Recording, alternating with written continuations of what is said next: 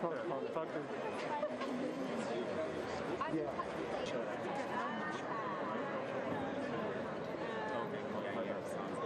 Nairobi. Yeah.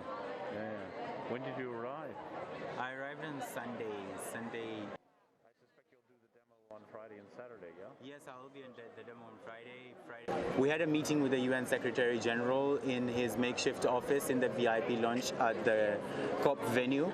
We talked about climate finance, and he expressed his disappointment in where we are, the pledges that have been made as compared to where we need to be. He also talked about climate mitigation, and he also expressed again his disappointment in what the countries are pledging and where we need to be.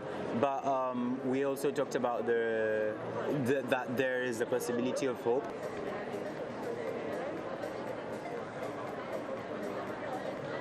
People don't realize is that the youth have meaningful inputs to bring on the table, and that is why it is seen as a big thing for me to meet the UN Secretary General as compared to his daily interactions with other bigger people. I feel like the youth are important and bring a meaningful input on the table, and that is why we were on the table to have that discussion with the UN Secretary General.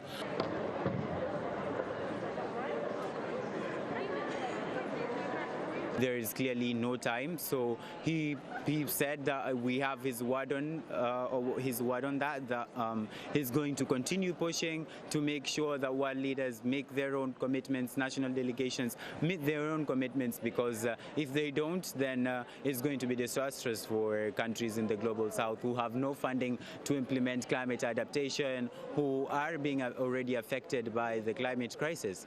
Yeah. Yeah, I don't know how long we've been here.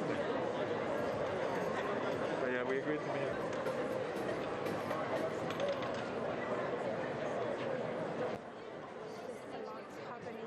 Yeah. Also in this kind of environment.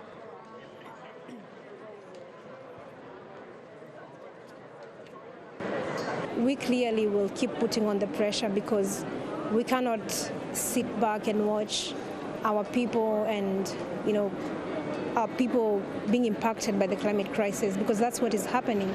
And it's clear that nobody seems to recognize the injustices and the heartbreaks that are going into this. And I think that's one of the main things that I tried to speak about at the opening, to tell people to open their hearts, because it's not just about going up there and telling us that the climate crisis is happening, it's impacting people. Yes, thank you for recognizing that it's affecting people, but what are you doing to make sure that the most affected people have a bigger share, they have a capacity to adapt, they have a kind of a same level share as everyone else to be able to deal with the crisis, but that's not happening. It's still not being recognized.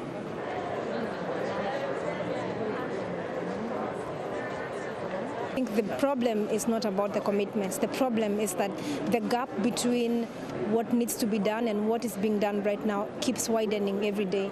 And this is not a time to say that we will do this. It's a time to begin making short-term targets, begin doing things right now, because the climate crisis is already impacting so many people.